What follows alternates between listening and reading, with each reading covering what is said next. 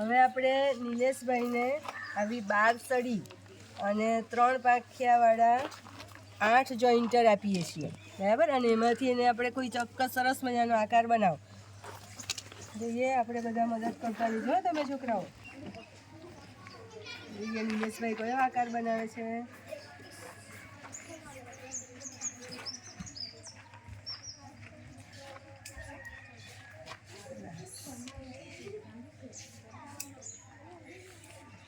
અહીંયા જોઈન્ટર આપતા રહીજો તમે.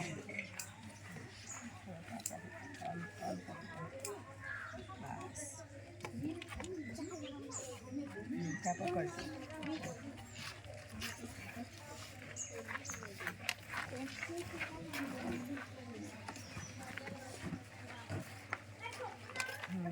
સરસ. તમે પણ મદદ કરી શકો કરો.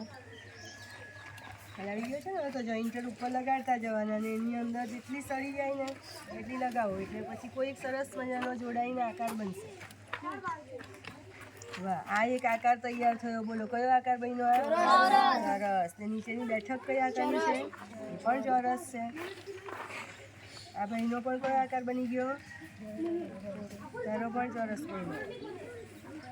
અને નિલેશભાઈએ છેલ્લો બનાવ્યો તે પણ ચોરસ આકાર. કયો આકાર બન્યો છોકરાઓ? ચોરસ. 1 2 3 4 કેટલા ચોરસ બન્યા? 5 છે. ગણો. 6